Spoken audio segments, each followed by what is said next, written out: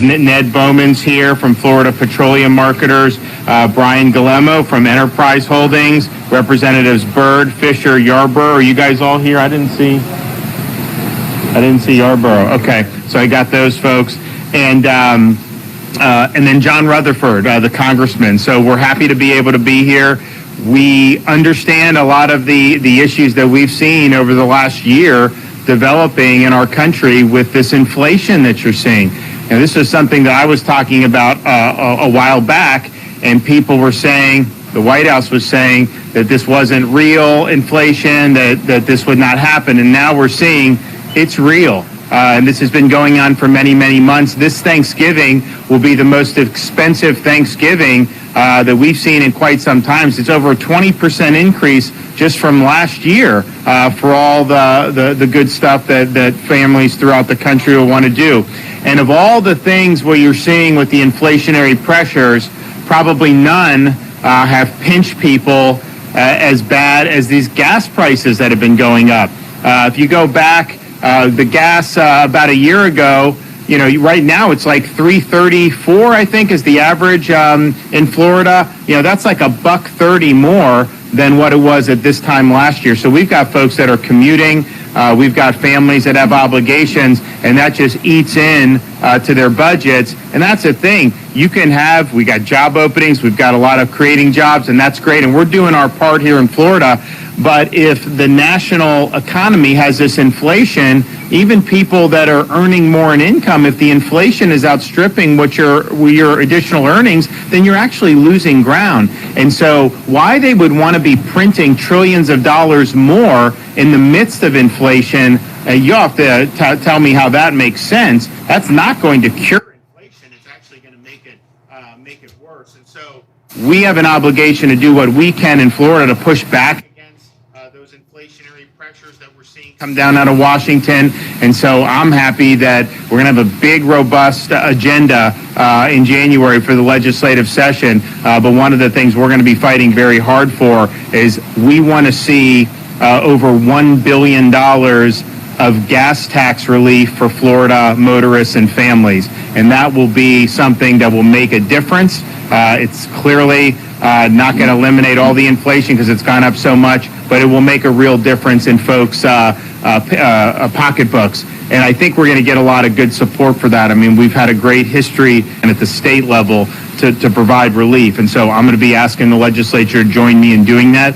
And I think it'll make a big, big difference. I also just like to say we've got some of our legislators here now, commend them about the special session last week. We said very clearly that we want Floridians to be able to work and provide for their family. I don't want to see anyone get thrown out of a job, based on getting a shot or not getting a shot. And so what we've seen since then is, we've seen all these, a lot of the policies have actually been suspended. People are not now in danger of losing their jobs. But you actually had some companies hiring people back who had been terminated under these policies. Of course, we've got a lawsuit in Tampa for the federal contractor. The Sixth Circuit now has all the OSHA lawsuits, and then we're going to go up to the 11th Circuit on this CMS mandate. But you've already seen success. I mean, now we're going into Thanksgiving. You're going to have thousands of families in Florida who have peace of mind and knowing that they're going to have jobs for the rest of the year and beyond. And that's really what it's all about.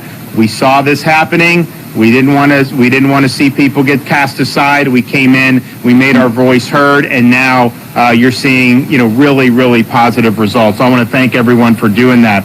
We're going to hear from some folks here, and I'm looking forward to that. So we do have Congressman Rutherford, so I'm going to let him come up and say a few things.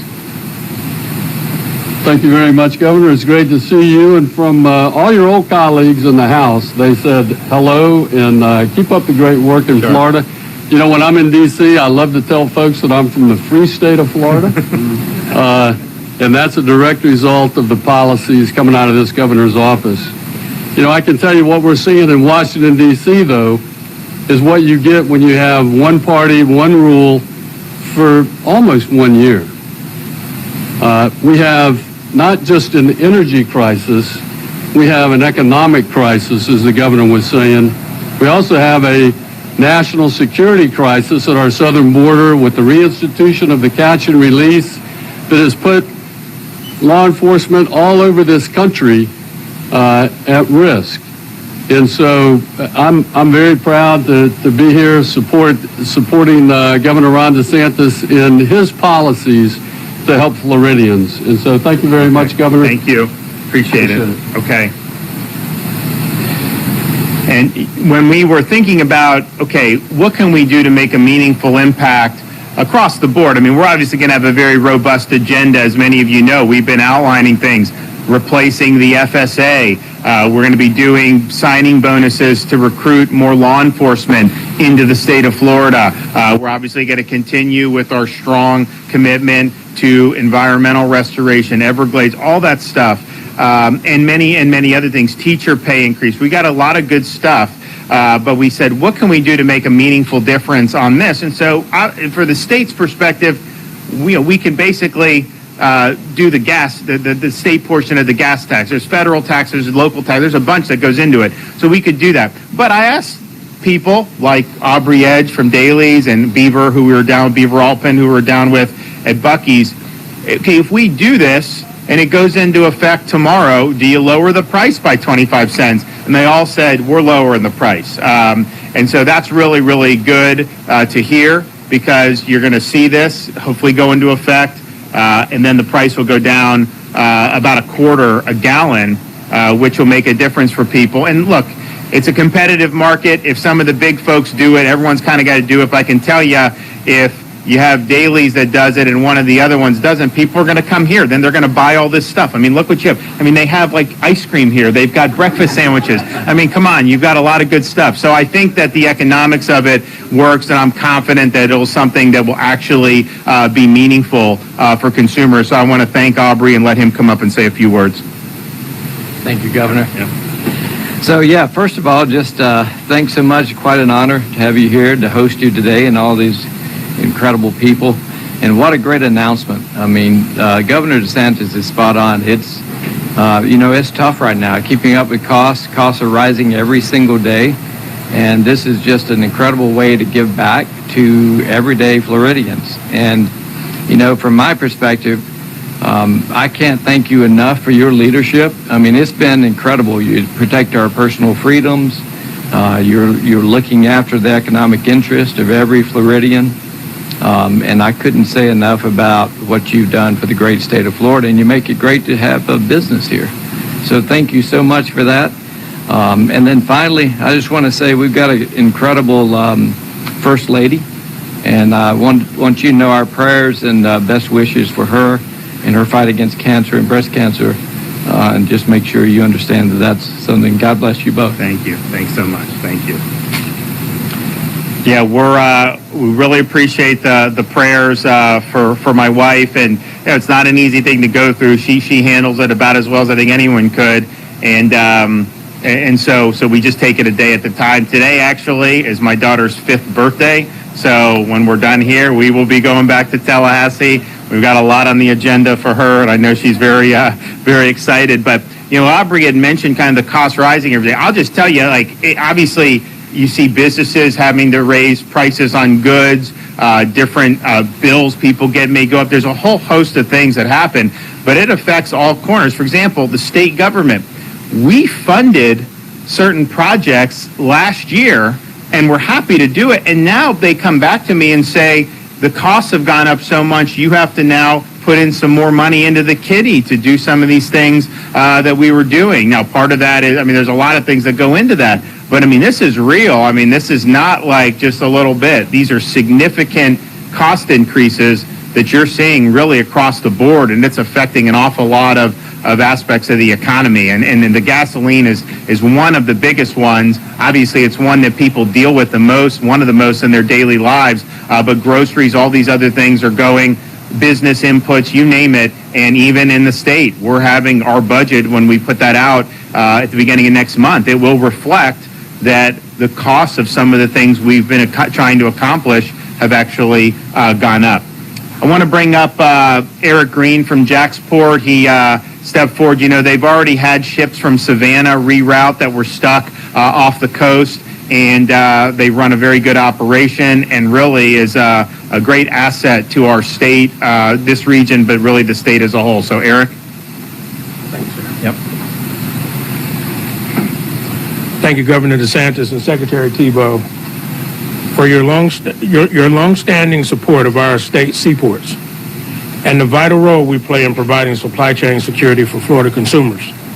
JAXPort is Florida's largest container port and one of the nation's top vehicle handling ports. Every day, thousands of commercial truck drivers pass through JAXPort's gates. These truck drivers are the backbone of our state's economy, transporting cargo bound for Florida consumers and made in Florida goods produced by our state's manufacturers. High fuel prices are crippling for commercial drivers, whose businesses depend on affordable fuel. There are more than 100 commercial trucking firms here in Jacksonville. These essential workers are the unsung heroes of the supply chain. As the nation's port congestion crisis brings more ships and cargo to JAXPort's uncongested docks, the demand for efficient trucking also continues to grow. The governor's quick action, reining in high gas prices, ensures our commercial drivers can continue to do the important work they do to keep cargo moving, and the holiday packages arriving on doorsteps throughout our state. Thank you, Governor DeSantis, for your support of JAXPort and all the commercial truck drivers who play a critical role in keeping the supply chain moving for the consumers and businesses throughout our state and country. Thank you. Yeah, it's a great point with these truckers. Had we not fought the Biden mandate and done what we've done in Florida to protect people, I mean, if you have just 1% of these guys that would get thrown out of job, that would absolutely be devastating to our supply chain. A lot of the problems we're seeing would be exacerbated hugely. And so left to their own devices, what Biden was trying to do would have absolutely crippled the supply chain further. I can tell you with the lawsuit that's pending in the Sixth Circuit, there's an injunction. It's stayed. There should be nobody in Florida that is following this. It certainly is not applicable. And I can tell you, I don't think it's ever going to apply. I think the Sixth Circuit is gonna slam dunk this thing into the trash bin, and it's gonna be done. So it's never going to go into effect. And I think people should be very confident that that's the case. I don't know, little blips along the way, kind of how the legal ping pong, but at the end of the day, it's not going to survive scrutiny before the full 11th Circuit or in front of the U.S. Supreme Court. And that's a good thing, because you would have a lot of people that are not, first of all, I mean, I care about them and being able to earn an income and provide for their family more than anything, but their role in our economy is so critical, and to throw a lot of those people out of work. They already have massive shortages in terms of needing more people that could operate these commercial vehicles. We put a lot of money just recently into more programs in Florida so we can give people the skills and they can make good money right away. But man, it would have been really, really devastating. So we're glad we stood up to fight back. Okay, we have Brian Guillermo from Enterprise. Thank you. Yeah. Appreciate it. Good morning. My name is Brian Guillermo. I'm a controller for Enterprise Holdings here in Jacksonville. We operate Enterprise, Alamo, and National brands, and have been providing best-in-class transportation options in Florida since 1976. On behalf of my fellow 5,500 employees in Florida, operating a fleet of over 150,000 cars from a convenient network of 550 neighborhood and airport locations throughout the state, I want to thank Governor DeSantis for allowing Enterprise to be here to support this proposal. It was right here in Florida in the late 70s that one of our forward-thinking Enterprise employees came up with the idea that would become our patented free pickup and drop-off service. Our tagline, "Pick Enterprise, we'll pick you up," was born right here in Florida. And now, Governor, I want to thank you for proposing to pick our customers up again by lightening their load at the pump. At Enterprise, we have a long history of standing up for customers to shield them from high taxes, and we are proud to support this proposal. We know that our cars are used by Floridians and out-of-state tourists alike to take them to many destinations in this great state has to offer. Promoting travel throughout the state of Florida is one of the best ways to ensure that the benefits of economic recovery are spread far and wide to all corners of the state. Thank you again, Governor DeSantis, for inviting Enterprise to be here to support this proposal. Okay, thank you. All All right, FDOT Secretary Kevin Tebow. Thanks, Governor, and again, thanks for our partners to be here, our transportation partners. Thank you, legislative members, and thank you for your support, and only in keeping us focused on our mission of moving people and goods. You know, think about what the governor just mentioned. He's providing relief to our fellow Floridians, but at the same time, we're not stopping with our mission in trying to provide the best transportation system that we can in the state. So what he's proposing here is not going to change the work program. We're going to still deliver those projects that we've identified, and we'll continue to look for opportunities to do more. So it's an exciting time for us. We're here to support the governor. Again, thank you for your leadership. Okay. Yeah, and we're excited. I think we're going to end up having fortunately, we need to do this relief for people because they're getting pinched at the pump, and we've got to do what we can to help folks out. But we're also in a position where we can do this because our reserves are robust. As Kevin said, we're going to fund the work program. We're not going to miss a beat there with our infrastructure needs. Actually, we're limited not by resources. We've got the money. It's it's hard to find the contractors and they don't necessarily have enough employees and all that. That's really, I think, what makes it a little more difficult. So we're fully committed to that. Eric Green mentioned we've supported the ports, and we're going to continue doing that mission. Very, very important for the state. I announced last week real robust support for our water resources, infrastructure that goes to making sure we have clean water and making sure that the water flows properly throughout the state of Florida. And we've made huge progress on that and have done more than any administration to help with those needs. And we're going to continue to do that. We're going to continue to support education. We're going to continue to support law enforcement. So we're doing all of that and also looking out for folks at the pump. So I'm excited about next year's session. I think that we're going to be able to do an awful lot. We'll have our full budget. I've done some portions of the budget. We did the education announcement. We did the environment announcement. Here's going to be our tax relief announcement. Then we're also going to be doing an announcement about law enforcement. I've mentioned some of the things we're doing, like the signing bus. We're actually going to do more than that. So stay tuned on that. We've got some other announcements, and then we'll put out the whole budget. But the bottom line is, we have a state that we kept open. Our unemployment rate is much lower than other peer states who have similar populations. We just added another 40-some thousand private sector jobs for the last month, and we're going to continue. We have a lot of job openings, hundreds of thousands of job openings in Florida. So if you ever wanted, there's no excuse now. There's places to do, and people are hiring across the board. It's not just one industry. So that's a good thing. People, sometimes businesses will come and they're not complaining, but they're like, man, it's hard to find people. And look, you need people. There's restaurants that some of them only do dinner now because they don't have enough for lunch. So it is an issue. Don't get me wrong. But I'd much rather have that be the issue, where there are more job openings than if people couldn't find a job because the economy was in the tank or because things were shut down. And so it's a better problem to have than to have a situation in which people just even who want jobs aren't able to get them. So we appreciate the progress, and we're looking forward to doing some good things next legislative session. Okay, any questions? Governor, I want to ask you, while we're on the topic of transportation, about something that's been a hot topic for you and so many people, including Representative Rutherford behind you, the flights coming through JAS, which are believed to be carrying migrants going through there with HHS, DHS. You said you were going to stop them. Where do we stand on your work there? So it's a great question. So this is about the clandestine flights that are coming in the middle wee hours of the morning. No notice to the state for sure. The people at JAA, they don't know necessarily what's happening until it happens there. So I met with Mayor Curry, I met with the JAA, and then I have my folks. Fortunately, since this has become an issue, we haven't seen any flights since it's become an issue. Now, we're not convinced that that's going to be the case going forward, and so we're working now on some things that we're going to be able to do to fight back. Look, it's reckless to be bringing people in, releasing, and then have a situation happen where one of these guys that was brought here murdered somebody.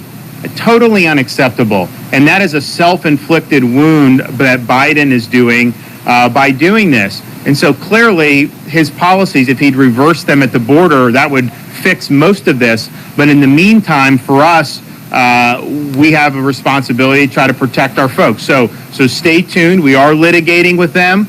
We are getting more and more. John Rutherford has helped us get information. You know, when we're getting this information, it's usually not, they don't just give it to us. We're getting it through other sources, local law enforcement. Congressman Rutherford's office has been able to get us information. But we have not seen any flights recently, which is great.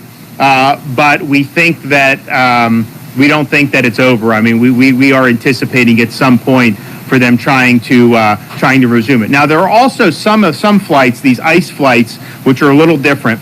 They will come and then they get bused to a facility and kind of get processed, a lot of times in Georgia. Obviously, I mean, I understand that, but I just don't like released into the community. I think that's a huge problem. So we're looking at all of those different things to see what we can do. And then also, quite frankly, looking at, and this, we will probably have an announcement over the next couple weeks about legislatively what are our proposals to hold people accountable who are participating, because these contractors are making a lot of money, but yet they're bringing in things that end up causing harms to our communities. And so they're just allowed to do that without having any responsibility for it. So we're absolutely going to be looking at these contractors and seeing what we can do there. What are those contractors that you're talking about, and what's the latest on the pending lawsuit fighting? So the lawsuit is pending. I don't know exactly when we're having the next hearing, but as many of you know, there's been a number of lawsuits for a wide range of issues. Remain in Mexico, we certainly supported that. That was in Texas. And then we have one in Pensacola where we're doing the catch and release. And so I think we have good opportunity for success there, but that's not going to happen overnight. The contractors are a variety of people involved in transportation, charter flight companies, bus companies. We have a lot of information. We're gathering more information as things go on.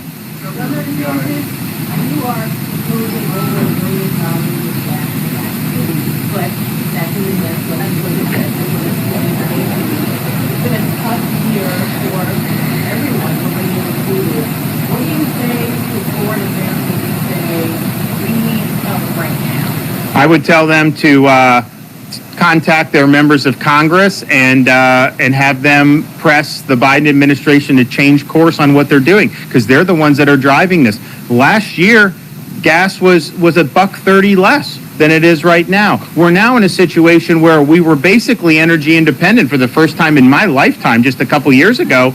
Now they're begging OPEC. They're talking to China about getting more fuel coming in. So that's the root of the problem, the inflationary policies that are driving up the cost of food, driving up the cost of groceries, driving up the cost of gas. So yes, we're going to respond and help folks to the best we can with our state portion of that.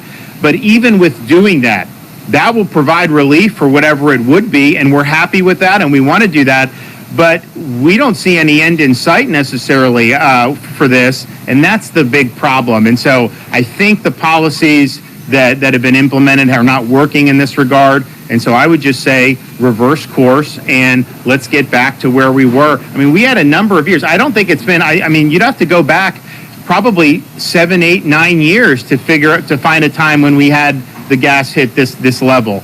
So this is not something that people had been accustomed to over the last many years. Governor, on the gas tax, under your proposal, when would the state course begin? And how long would it not be in effect? So we think if you did over $1 billion, we think that probably could be perhaps as much as 6 months. So we're going to work out those details with the legislature. Obviously, they can, we got to get this as a statutory change. It's not something you can do unilaterally. So you're looking at getting it through and then setting the date for implementation. So stay tuned on that. But my view would be, we want it to be, some people said, why don't we just do something for a month or two? I was like, no, we got to do it longer than that. So this will be many months, and it'll be over $1 billion, and so that'll be real meaningful relief for people.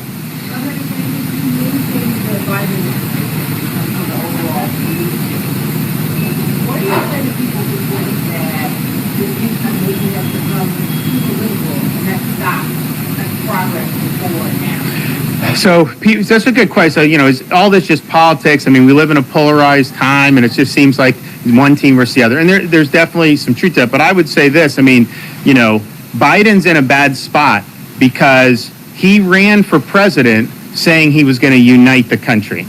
He ran for president saying he was going to shut down COVID. He demagogued Trump about COVID, blamed every COVID infection on Trump, and said as soon as he was president, he was stopping it. And yet you've seen, the results have been even worse, even with medications and vaccines on that. So he's failed to shut down the virus, which he promised to do, and he failed to unite the country. His proposals that he's done are more divisive than any policies, Republican or Democrat, in my lifetime that I can think of. And so that's what's driving the dissatisfaction. Part of it is the policies aren't working, and I think we have a responsibility to call them out. Look, if you want truckers fired, if you want nurses fired in Florida, I'm standing up for them, and I'm going to fight back against you. That's just the bottom line. But I think also the dissatisfaction is driven by people appreciate if you run and you say you're going to do stuff and you do it, even if they don't agree with it, they kind of give you credit for doing what you said you do. I mean, I've done what I said I would do. You look back at my inauguration speech, we've knocked out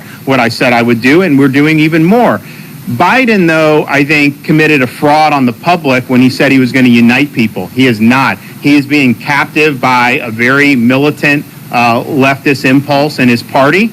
This is an impulse that I think the vast majority of Americans reject, but nevertheless, that's what's driving this. And so I think that adds salt in the wounds. Like, yeah, they see their gas prices going up. They see grocery prices going up. They see all these problems. See, of course, the disaster in Afghanistan, the disaster at the southern border. So they see all that, and that's problematic. But then I think it's like, wait a minute.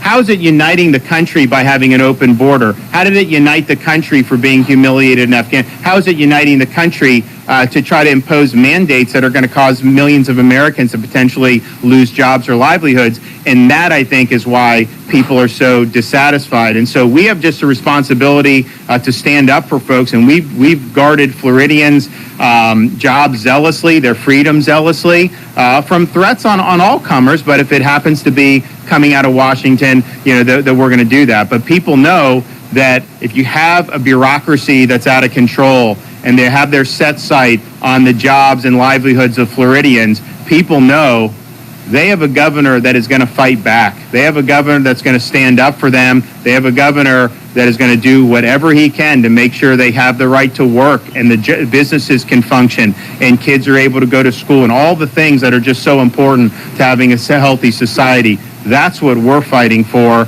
And to the extent that the Biden administration is getting in the way of that, then we're going to be here to fight back. Absolutely. Okay, everybody. Thanks so much. Appreciate it.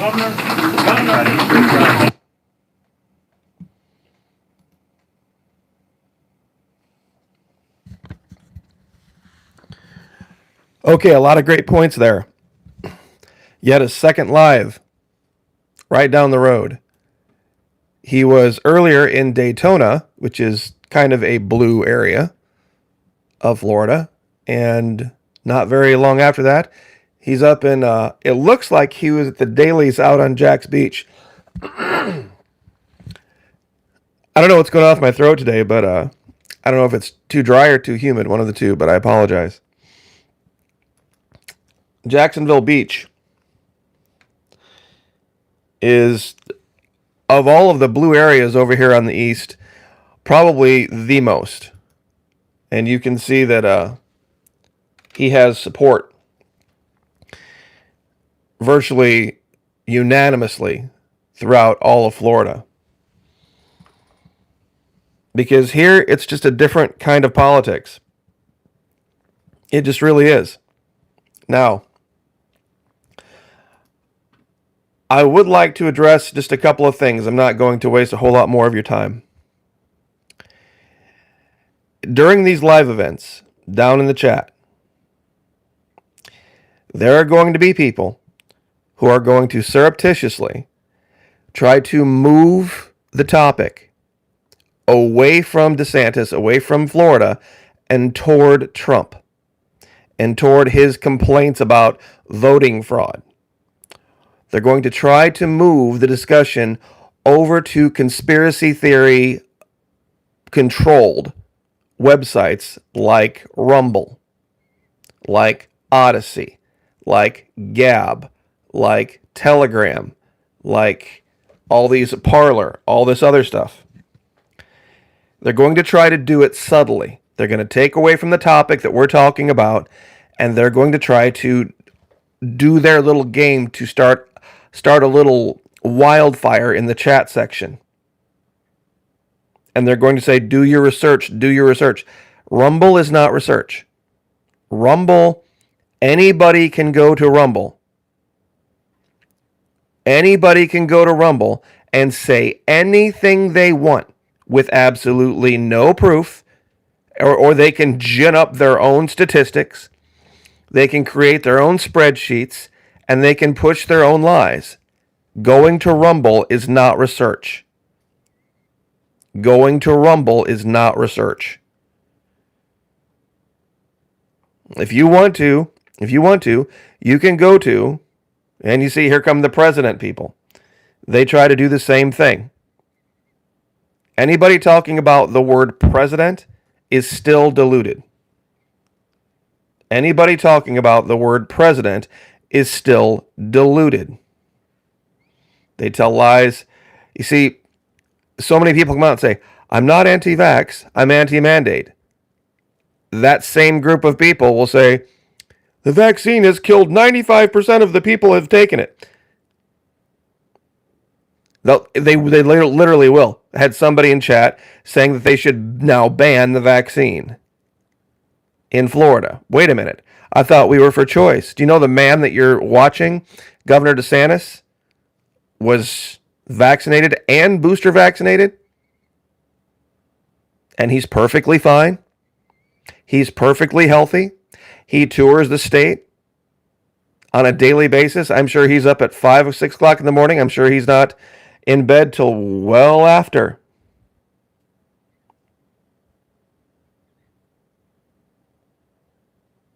Free choice. Exactly right, Misunderstood. And I did want to say something too, Misunderstood. I understand this desire to want to believe that America's all English, but another video I'm going to do this week is going to talk about the real first Thanksgiving and how it was Spanish. And here's the thing a lot of people don't get. Spanish is as European as English is. In fact, in some respects, Spanish is more European than English is. Because at that time, far more people in Europe were speaking Romance languages, meaning Spanish, French, Italian, and Portuguese, than were speaking English or even Dutch.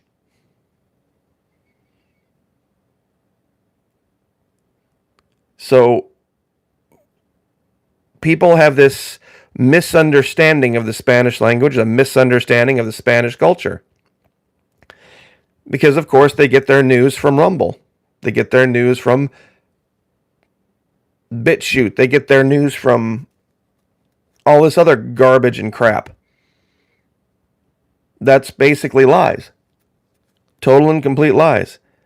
They no comprende the reasons for those coming to the border here. They don't even know how America got its name. See, they want to talk about America is this, America is that. America is a hemisphere. America is an entire hemisphere. South, Central, and North. And we're one country. I tell you what, toxic world. So where should we get the truth other than you? I would recommend, if you're really interested in the truth, start reading the Bible. Start reading the Bible. Get infilled with the Holy Spirit. And then use that Spirit as a filter for all information that you think you need. And then make that decision for yourself what you believe truth is or isn't, based on the unction of the Holy Spirit.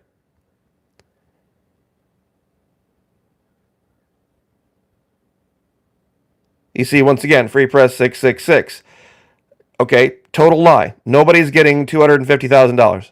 Nobody's getting $400,000 for coming to the border. Once again, it's a lie. Total lie. If you basic actual research would show you where those numbers are coming from and what they're talking about. And I guess I'll give you this nugget. That number about, getting 250,000 or 400,000, that's not what's happening. What was said was this. During the last administration, there were parents that were separated from their kids. Now, are all kids kids? No, we know that. That's not the case. But there were real instances of parents being separated from their kids based on the mismanagement at the border. Okay? What was said was this. I don't care what you've read on Rumble. I don't care what you've read on BitChute. I don't care what you've read in your conspiracy websites. What was said was this. That number, 400,000, that number would be an amount that would be appropriate to reimburse for damages the parents for having had their kids separated from them. I'm anti-English. Right, because I don't demonize Spanish, I'm anti-English. Oh, I'm anti-English and I'm anti-Semitic. Really? That's interesting. Wendy, have you ever heard me talk about the Patriot Nurse? Have you ever heard me talk about the Patriot Nurse? I think she would be quite surprised to hear that the Florida Maquis is anti-Semitic. So you can make believe up whatever story and believe whatever you want in your own head. It just bears no resemblance to reality. Okay, well, if you're pro-American, then you're pro-French, you're pro-Spanish. Jennifer, Veterans for Truth, lives over in Louisiana, and they speak a whole bunch of Creole over there. That was the first language I took at 7th, 8th, 9th, 10th, 11th grade, high school. I took French. And then I became a Spanish linguist in the military. Why would the U.S. military have need for French linguists, Spanish linguists, Italian linguists? There's even Portuguese linguists.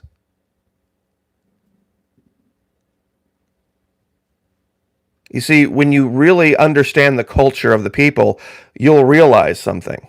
They are far more Christian, they are far more conservative than the vast majority of North Americans. I'll say it again. They are far more, and funny story, far more conservative, far more Christian. Jesus would have been able to have a conversation with someone from Spain. You know why? Because Spain is based on Latin. And Latin is what the Romans spoke. He would have been able to understand that.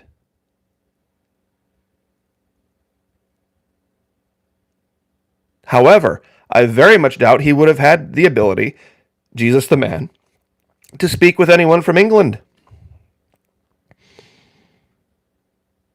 I'll tell you what, Wendy, and this is the last thing I'll say regarding this. There are people online and have for 5 years hated the Florida Maquis. They hate the Florida Maquis because he doesn't worship Donald Trump. He doesn't worship Donald Trump. So people make all sorts of assumptions about what I may or may not believe. That's fine. I've been here for 5 years. I'll be here for 5 more, Lord willing. And people will hate and people will like, and I don't care. Every day. And just like the Patroner said, the Lord is my provider, not you. Oh, no, believe it is a strong word. It is a strong word, but believe me, people hate me. Anybody down there in chat who's been with me for the last 4 or 5 years can attest to the fact that there are people out there who absolutely loathe the Florida Maquis and would do everything they could to get me to shut down and to shut up.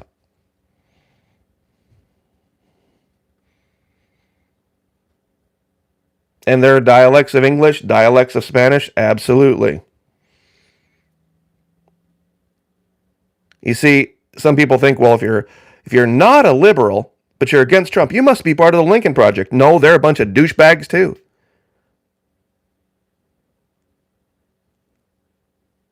You see, it's this whole idea that we need to put a label on ourselves as to what we are. I'm for good, constitutional, states' rights, conservatism that has nothing to do with Washington, D.C., that isn't driven by emotionalism, fear, or hate.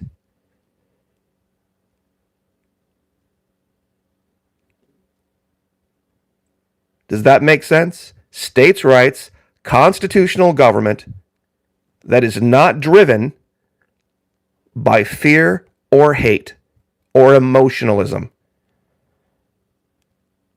And I'm sorry, President 45 doesn't fit the bill.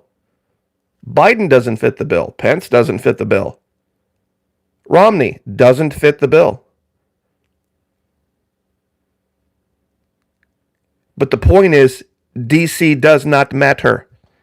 If states' rights governance is done right, D.C. does not matter.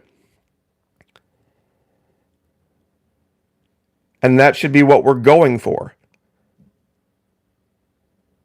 So I pick on other states. Oh, there should be a president. There should absolutely be a president, and his power should be completely neutered. And we need to have somebody sitting in that chair that understands how limited his power is, that he can only do certain things, or she can only do certain things. And those who would attempt to push that person to do things outside of their power, that person has the ability to stand up and say, no, I'm sorry, I took an oath to the Constitution, not to a political party. I didn't take an oath to support an agenda. I took an oath to the Constitution. And this is what Article 4, Section 4 of the Constitution says, that the American people are guaranteed a Republican form of government. Look it up.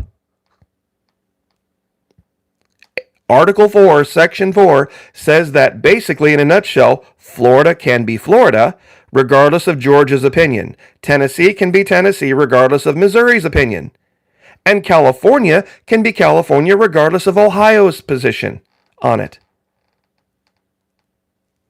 That's what we're supposed to be. And it's only the fear of Red Dawn, Russia, and China that has gotten people into this idea that we're America. That we're America. That we're the USA and all this kind of crap.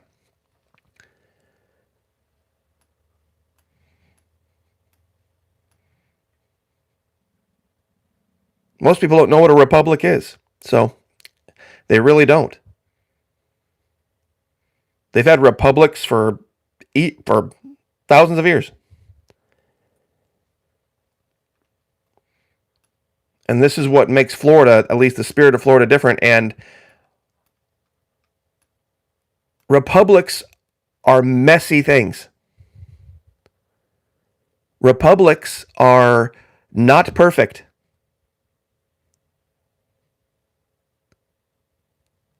Republics are very, very difficult to control, and that's the idea. Well, crime is going to be one of those things that exists where liberty exists. You're going to have to accept the fact that there will be crime.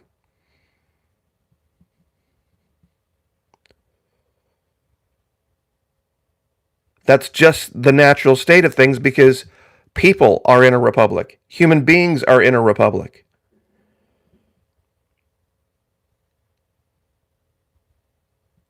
If you want subjects and not citizens, then I don't know. That's a completely different philosophical argument. If you want to live amongst subjects of a crown for safety, I'll make the admission. I'll make the admission. Under British rule, the colonies were far safer.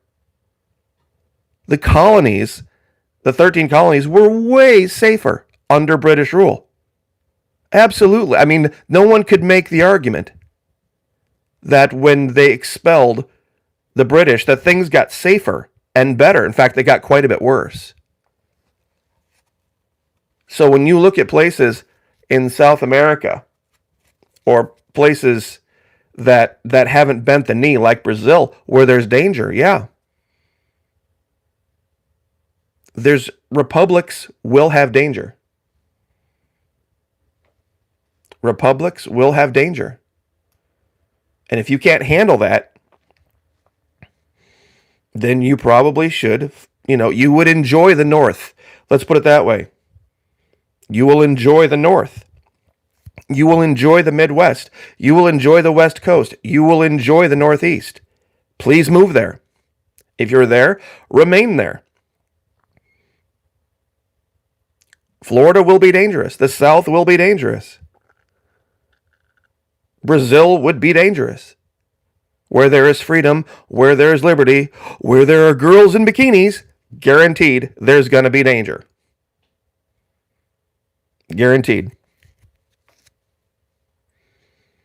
And that's really going to be the choice.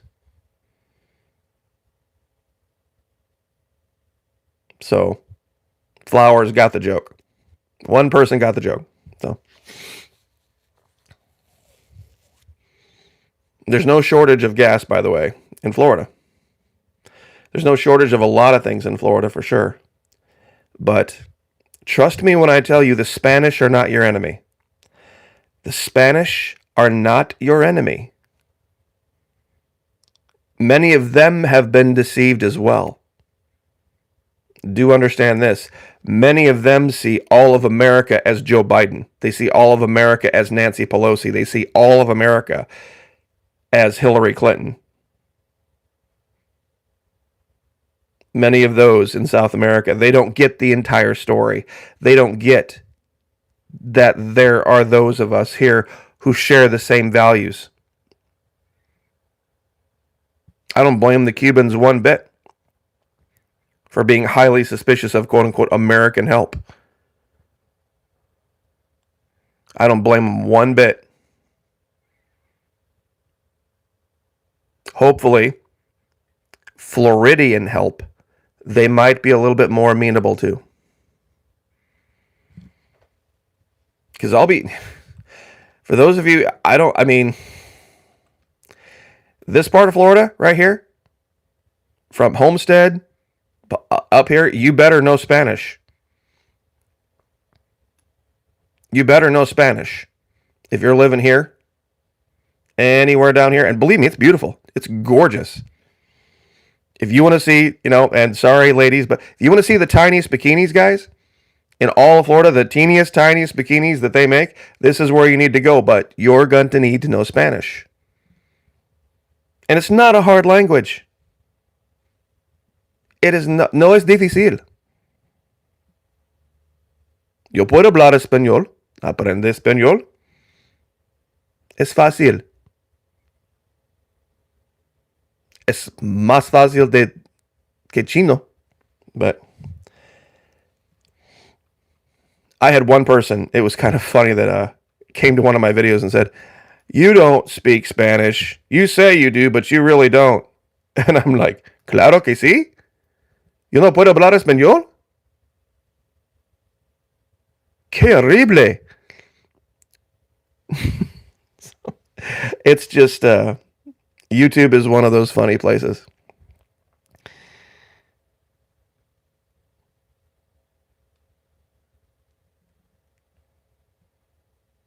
So, I don't remember asking for your advice, Wendy, but such is life. Such is life. All right. Time to go have a day and start working on the actual video. So, anyway, I will leave it there, but God bless. Like, share, subscribe, and we will see you guys a little bit later. Take care.